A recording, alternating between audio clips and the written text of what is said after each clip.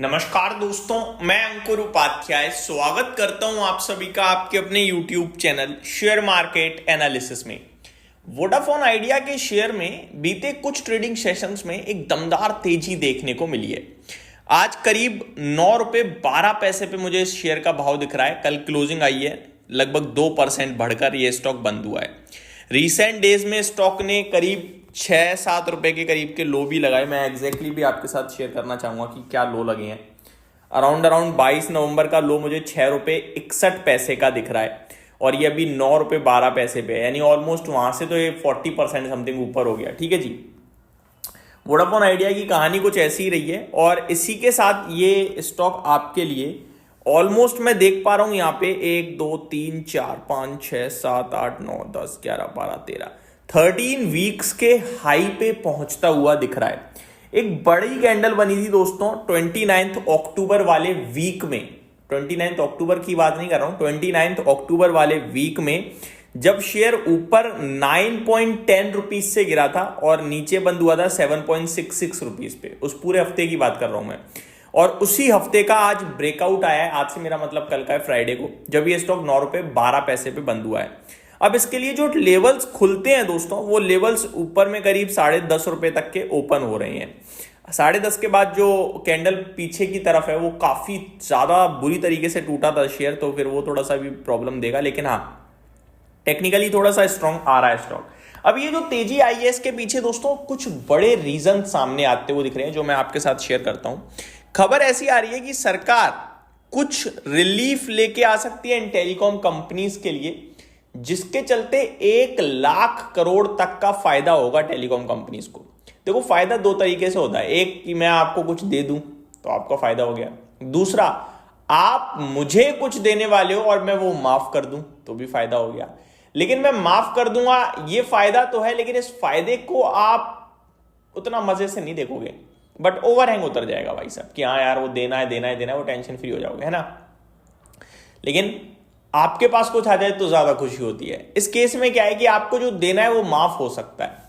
मैं आपको बता दूं, रिसेंटली भी गवर्नमेंट ने एजीआर जो बकाया थे उनकी छूट दी थी, जिसकी वजह से भी आइडिया, वोडाफोन आइडिया और एयरटेल जियो सबको थोड़ा थोड़ा फायदा हुआ था। सबसे ज्यादा आइडिया को हुआ था, क्योंकि आइडिया पे पैसा रहता नहीं है, वो किसी को पेमेंट करता नहीं है टाइम पे, और फिर रिलीफ आ जाए तो फिर वही आइडिया सबसे ज्यादा, क्योंकि सबसे ज्यादा कर्ज तो उसी पे है।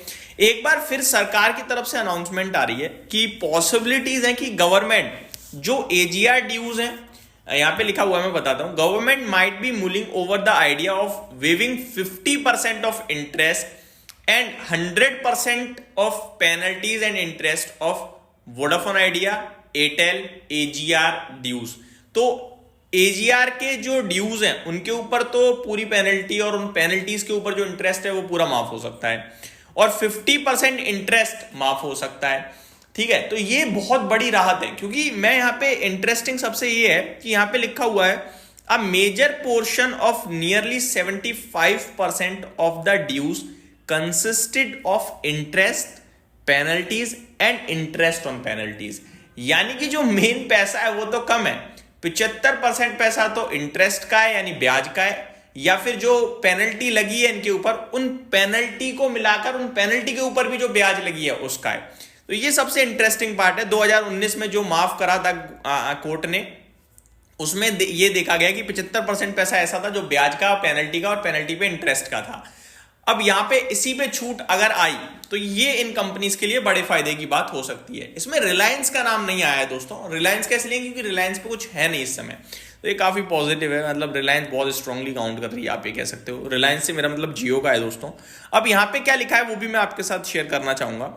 As per industry estimates, the latest AGR dues till March 2025 for Vodafone Idea could be rupees 80,000 to 85,000, Bharti Airtel 42,000 to 44,000 and 17,000 to 19,000 crore for Tata teleservices. तो इन 3 कंपनीज के लिए फायदे की बात हो सकती है दोस्तों, अगर कोई रिलीफ आता है तो।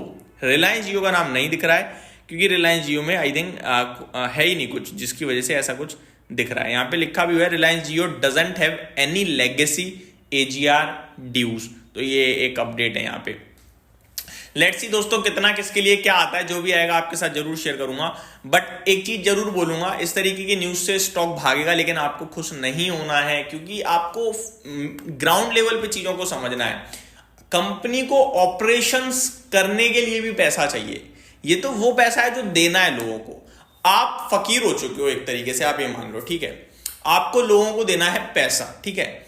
आपको पैसा जो देना है वो तो है ही नहीं, अपने बिजनेस को आगे ले जाने के लिए भी आपके पास पैसा नहीं है, और जो बिजनेस चल रहा है वो लॉस में चल रहा है, और आप जिसके कंपीट कर रहे हो वो बहुत स्ट्रांग खिलाड़ी हैं।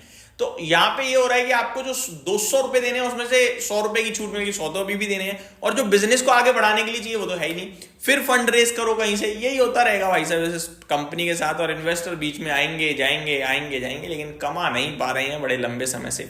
बट लेट्स सी आगे क्या होता है। बट हाँ, ये स्टॉक अब यहां से थोड़ा बहुत उछल सकता है, वो एक अलग बात है। और फेवरेट भी है इन्वेस्टर्स का, तो जल्दी से फोकस में आ ही जाता है। यही समाप्त करते हैं इस वीडियो को। Thank you so much for watching this video. Have a great day guys.